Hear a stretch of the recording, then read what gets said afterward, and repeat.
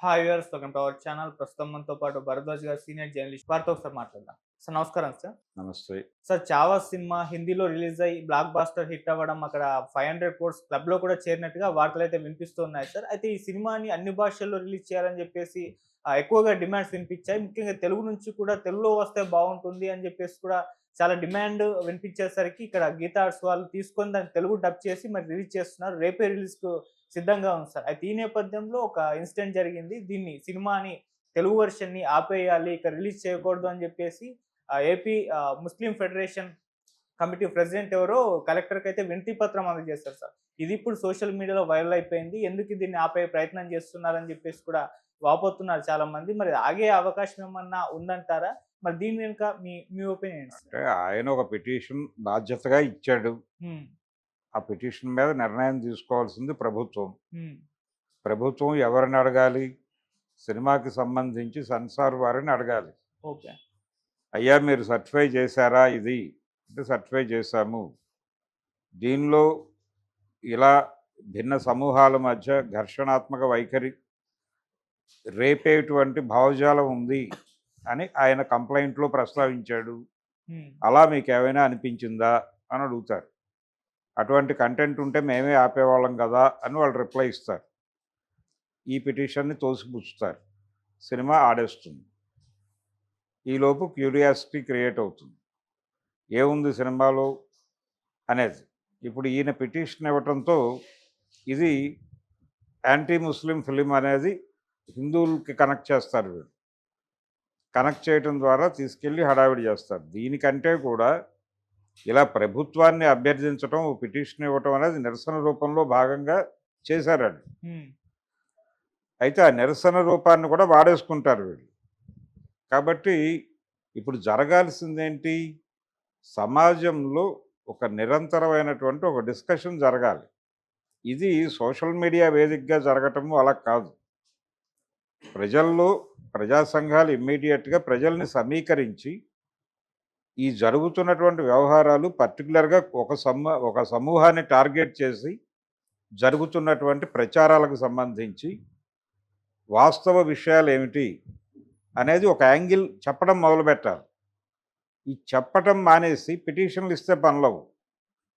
పిటిషన్లు ఇస్తే ప్రభుత్వాలేవో సానుకూలంగా నిర్ణయాలు తీసుకుంటాయి అనుకోవడానికి అవకాశం లేదు. ఎందుకంటే ఈ సినిమానే ప్రాపగాండా సినిమా అది.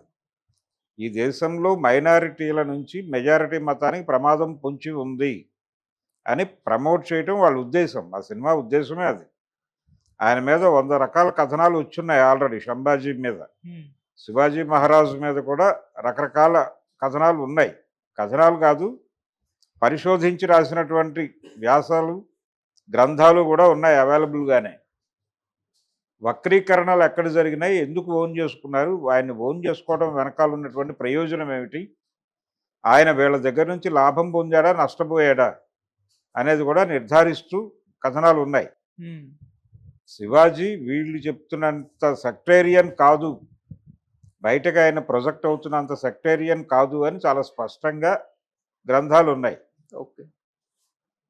ఇది ఇది చదివి ప్రపంచానికి చెప్పడం అనేది ఒక నిరంతర ప్రక్రియగా జరగాలి. హ్మ్. శివాజీని వాళ్ళ చేతుల్లో నుంచి విముక్తుని చేయడానికి ఏం చేయాలనేది ఆలోచించాలి. జై భవానీ వీర శివాజీ అని అనేసరికి శివాజీ అనే పేరు వినిపించగానే అయ్యయ్యో ఇది మంది కాదు అనేటువంటి ఒక వాతావరణాన్ని సక్సెస్ఫుల్గా క్రియేట్ చేయగలిగారు వాళ్ళు. ఆ క్రియేషన్ని బద్దలు కొట్టాలి. ఆ క్రియేషన్ని బద్దలు కొట్టి హిందుత్వ అంటే ఏమిటి అనేది హిందూ సమాజానికి కూడా అర్థం చేయించాలి. హ్మ్. హిందూ సమాజాన్ని బాగు చేసుకోవాల్సినటువంటి అవసరం ఉంది. అంటే తటస్థవాదులు అటు వెళ్ళిపోయారు. ఇంతకుముందు తటస్థవాదులు బలంగా ఉన్నప్పుడు మత సామరస్యం వర్ధిల్లింది. హిందూ మతంలో ఉన్నటువంటి తటస్థవాదులందరినీ వీళ్ళ లోపం వలన వాళ్ళు తీసుకెళ్ళిపోగలిగారు. ఈ లోపాన్ని అంగీకరించాలి. లౌకిక శక్తులు మనం ప్రాపర్గా వ్యవహరించకపోవడం వలన వీళ్ళందరూ అటు వెళ్ళిపోయారు అని వీళ్ళకి వీళ్ళు ఆత్మవిమర్శ చేసుకుని ఆ న్యూట్రల్స్ని తిరిగి నిలబెట్టుకోవటానికి వాళ్ళలోకి వెళ్ళి ఈ విషయాలన్నీ రెగ్యులర్గా చెప్పాలి. అది చేయాల్సిన పని. పిటిషన్లు ఇవ్వడం కాదు ప్రభుత్వాలకి. అది ముస్లిం సమాజం వాళ్ళ ఆందోళనని ప్రభుత్వానికి తెలియజేయటం కోసం, వాళ్ళ డిసెంట్ని తెలియజేయటం కోసం ఇచ్చారు. ఇచ్చింది అంతవరకే వాళ్ళ పరిమితం. దాన్ని అడ్డం పెట్టుకుని వీళ్ళు రకరకాలు చూసారా వాళ్ళు ఆపేయమంటున్నారు సినిమాని. అంటే ఆగిపోయినట్టే. రేపు రిలీజ్ లేదట, అసలు రోడ్ల మీదకి వస్తే కొడతారట దాకా తీసుకెళ్తారు ఈ ప్రచారాన్ని. తీసుకెళ్ళి ఈ పిటిషన్ ఆధారంగా ఒక మూడ్ క్రియేట్ చేసి థియేటర్కి జనాలు వెళ్ళటం ఒకటే కాదు, మైనారిటీస్ చాలా ప్రమాదకరం అనే విషయాన్ని ప్రమోట్ చేయడానికి ఈ వార్తను విపరీతంగా వాడతారు వాళ్ళు. ఆ ప్రమాదం ఖచ్చితంగా ఉంది దీని నుంచి.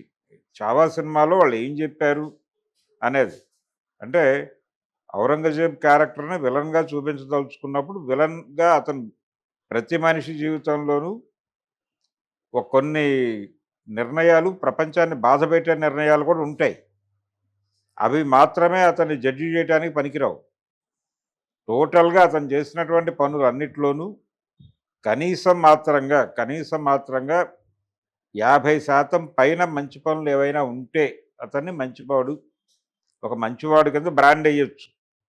అలాగని చెప్పి మిగిలిన 50% అతను చేసిన తప్పులు యాజ్ ఇట్ ఈజ్గా ఉంటాయి కదా సమాజంలో, వాటిని మాత్రమే ప్రొజెక్ట్ చేస్తే ఇటు పరమ దుర్మార్గుడు అనుకోవడానికి కూడా ఆస్కారం ఉంది. కాబట్టి ఇద్దరు రాజుల మధ్య ఘర్షణగా చూడలేదు దీన్ని. ఔరంగజేబ్కి శివాజీకి మధ్య 2 రాజ్యాల మధ్య యుద్ధం అది. 2 రాజ్యాల మధ్య యుద్ధం. హిందూ రాజుల మధ్య కూడా ఘర్షణలు జరిగాయిగా భారతదేశంలో. వాటిని ఎందుకు హైలైట్ చేయరు మీరు? అక్కడ మీకు క్యూరియాసిటీ కలిగించే అంశం లేదు కాబట్టి. ఇప్పుడు పురుషోత్తముడికి ఇతర రాజులకి మధ్య జరిగినటువంటి యుద్ధాలు, అంబికి జరిగిన యుద్ధం, దాని గురించి మాట్లాడండి. అద్భుతమైన సినిమాలు తీయండి, ఎవరు కాదన్నారు? ఎందుకు మానేశారు? పురుషోత్తముడిని అంబి ద్రోహం చేశాడు కదా, దాని గురించి సినిమా తీయండి, ఎందుకు తీయరు? అంటే ఇక్కడ క్యూరియాసిటీ ఉంది. ఔరంగజేబ్ అనే వాడిని విలన్గా చూపిస్తే ఒక సమాజాన్ని, ఒక సమూహాన్ని విలన్లుగా నిర్ధారించవచ్చు. తద్వారా ఒక మెజారిటీ ప్రేక్షకులు మన సినిమాని ఆదరిస్తారు. ఈ ఇక్కడ ఈ సెల్లింగ్ పాయింట్ కదా మిమ్మల్ని అట్రాక్ట్ చేసి సినిమా తీయించింది. ఆ సెల్లింగ్ పాయింట్ ఉందనే కదా మీరు తీసుకొచ్చి డబ్ చేసింది. ఆ సెల్లింగ్ పాయింట్ ఉందనే కదా ఇప్పుడు ఈ కేసును కూడా వాడుకుంటోంది. లేకపోతే ఇంత ప్రచారం జరిగేది కాదు మామూలుగా అయితే. అది జిల్లా ఎడిషన్ వార్త. నెల్లూరు జిల్లాలో ఒక సమూహం వెళ్ళి కలెక్టర్కి మెమోరాండం 100 మంది ఇస్తారు రోజుకి. వాటన్నిటిని మీరు మెయిన్ స్ట్రీమ్ మీడియాలో పెట్టి ఇలా ప్రపంచం ముందు పెడుతున్నారా? నిన్న వాళ్ళు ఇచ్చిన సమయంలో ఎంతమంది ఇచ్చుంటారు పిటిషన్లు, ఎన్ని అంశాల మీద ఇచ్చుంటారు? వాటన్నిటికీ రానటువంటి ప్రాధాన్యత దీనికే ఎందుకు కల్పిస్తున్నారు? అంటే మీరు ఏం చెప్పదలుచుకున్నారు దీన్ని ప్రచారం చేయటం ద్వారా? చూసారా, వాళ్ళు సినిమాని ఆపేయమంటున్నారు సార్. ఇంకేంటండి, ఎప్పుడో కాదు ఇప్పుడున్నారు ఔరంగజేబులు అంటారు. అనడానికి అవకాశం ఉంది కదా, ఆల్రెడీ ప్రవచనాలు మొదలైపోయినాయి. అందుకని ఎక్కడ ఏ చర్య జరిగినా వీళ్ళు వాలిపోయి నానా గందరగోళం చేసే ప్రయత్నం చేస్తున్నారు. వీళ్ళు ఎట్టి పరిస్థితుల్లోనూ ఔరంగజేబుని విలన్గా మాత్రమే చూస్తారు తప్ప అతని జీవితంలో ఎన్ని మంచి పనులు చేశాడు. గుళ్ళు కట్టించాడు అతను. ఆ కట్టించిన గుళ్ళ ప్రస్తావన కూడా ఎవరూ చేయరు.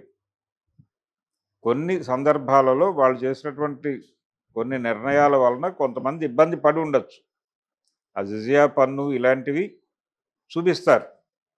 అది హిందువులను చాలా టార్చర్ పెట్టింది అంటే పెట్టి ఉండొచ్చు, ఇబ్బంది పడి ఉండొచ్చు. ప్రజారంజక పాలన సంపూర్ణంగా 100% అందరినీ తృప్తిపరిచిన పాలన అందించాడు ఔరంగజేబ్ అని ఎవరు అంటల్లా. ఆయన ఒక రాజు, అంతవరకే చూడాలి. అంతకు మించి అతన్ని చూడటం ప్రమాదం. అతని రాజ్యంలో కూడా హిందువులు ఉన్నారు కదా, హిందువులతో అతను మాట్లాడాడు కదా, హిందువులతో కలిసే జీవించాడు కదా, ఆయనతో ఘర్షణ పడింది కూడా హిందువులే కదా మెజారిటీ. ఆ టైంలో వాళ్ళ దర్బార్లో ఉన్న ఉన్నతాధికారులు ఎవరు? ఔరంగజేబ్ సంస్థానంలో అంతకు ముందు ఉన్నటువంటి అక్బర్ గారి సంస్థానంలో ఉన్న ఉద్యోగులు ఎవరు? ప్రధాన నిర్ణయకర్తలు ఎవరు? రాజపుత్తులే కదా. ఇవేవి పట్టించుకోరు. మొఘల్ అనగానే బ్రాండెడ్ క్రిమినల్ అన్న పద్ధతిలో మీరు సినిమాలు తీసేస్తే మనోభావాలు గాయపడ్డాయని వాళ్ళు ఎవరు కేసులు వేయరనే కదా వీళ్ళ ధైర్యం. అందుకని ఇది ఒక ప్రాపగాండా సినిమా. తెలుగు ఆడియన్స్ని తిరిగి కనెక్ట్ చేసుకుని వాళ్ళకి, అంటే ఇంతకుముందు వాళ్ళకి భాష లేకపోయినా కన్వే అయింది. ఆ సినిమా చూసిన వాళ్ళే చూస్తారు ఇప్పుడు ఇది తెలుగు వెర్షన్ కూడా. ఇప్పుడు తెలుగు బ్యాన్ అయిపోయినా వాళ్ళు హిందీ సినిమా అయినా చూస్తారు. కంటెంట్ అవైలబుల్గా ఉంది కదా. నువ్వు నువ్వు సోషల్ మీడియాలో పెడితే రేపు పొద్దున్నుంచి అదే పనిగా చూస్తారు కదా. పాత రోజుల్లో ఆకలి రాజ్యం సినిమా ఈరోజు బ్యాన్ అవుతుంది, రేపు బ్యాన్ అవుతుంది అని ప్రచారం జరిగేది. రేపు ఉండదట సినిమా అని ఈరోజు పరిగెట్టుకుంటూ వెళ్ళేవాళ్ళు. దాన్ని ఎవరు ఏం టచ్ చేయలే. అది 100 రోజులు జరుపుకుంది ఈ పుకార్ల మీదే. ఉమ్, రోజు కలెక్షన్సే. రేపు బ్యాన్ అయిపోతుందట అనేదే ఆ రోజున ఆ సినిమాకి నడిపించింది అందరిని. ఉమ్, ఇలా ఈ బ్యాన్ టాక్ మీద హిట్లు అయిపోయిన సినిమాలు ఉన్నాయి కొన్ని. ఓకే. ఆ కోవలోకి ఇప్పుడు దీన్ని తీసుకెళ్తున్నారు చావాని. చావాని ఆపేయటానికి ముస్లింలు అక్కడ పిటిషన్ ఇచ్చారంట. వీళ్ళు సినిమా థియేటర్లోకి వచ్చి దాడులు చేసి చంపేస్తే ఏంటి పరిస్థితి? కాశ్మీర్ ఫైల్స్లో అనుపమ్ ఖేర్ కుటుంబాన్ని చంపేసినట్టు థియేటర్లో కూర్చుని వాళ్ళందరినీ పీకలు కోసేస్తే ఏంటి పరిస్థితి దాకా తీసుకెళ్తారు ఈ ప్రచారాన్ని. అందుకని ఇది కూడా ఒక ప్రచారము, దానిలో భాగమే. ఉమ్, ఇందాక మీరు అన్నారు బన్నీవాసు ప్రమేయం కూడా ఉంది ఈ ప్రచారం వెనకాల. ఉంటే డెఫినెట్గా ఉండొచ్చు. ఉమ్, ఇది ఒక మార్కెటింగ్ స్ట్రాటజీ. ఓకే. ఈ మార్కెటింగ్ స్ట్రాటజీలో భాగంగా ఏ హడావిడైనా చేస్తారు. ఇప్పుడు కలెక్టర్ ఆఫీస్లో ఇచ్చిన పిటిషన్ మీద ఇంత రచ్చ చేయడానికి కూడా అదే కారణం. ఓకే. సినిమాని సక్సెస్ఫుల్గా జనంలోకి తీసుకెళ్ళటం కోసం జరుగుతున్న ప్రయత్నాలుగానే ఉమ్. చూడాలి ఈ గోల్. సార్ ఇప్పుడు ఆల్రెడీ హిందీలో రిలీజ్ అయింది, సూపర్ హిట్ అయిపోయింది, చాలా మంది ఇక్కడ కూడా చూస్తారు. మరి తెలుగు రిలీజ్ కు రెస్పాన్స్ అంటే హిందీలో వచ్చినంత రేంజ్ లో వస్తుందంటారా సార్? మీరేం తెలుగు చెప్తారు? మార్కెట్ వాళ్ళు తెలుగులో ఆ సినిమా చూడాలనుకునే వాళ్ళు చాలామంది ఉన్నారు. ఉమ్, హిందీ చూసిన వాళ్ళు చూస్తారు, తెలుగు కోసం వెయిట్ చేస్తున్న వాళ్ళు ఉన్నారు. ఓకే. వీళ్ళు వెళ్తారు, వాళ్ళు వెళ్తారు. వెరిఫికేషన్ ప్రోగ్రామ్ జరుగుతుంది. వెరిఫికేషన్ అంటే హిందీ సినిమా చూసినప్పుడు తమకు అనిపించినటువంటి అభిప్రాయాలు నిజమో కాదో తెలుసుకోవడం కోసం వెరిఫికేషన్కి వెళ్తారు. వెళ్ళి మనం ఫీల్ అయింది నిజమే అనుకుంటే బయటకు వచ్చి కొంచెం అగ్రెసివ్గా మాట్లాడతారు. ఆ అగ్రెసివ్ స్టేట్మెంట్స్ కావాలి ఇప్పుడు సినిమాకి. ఉమ్,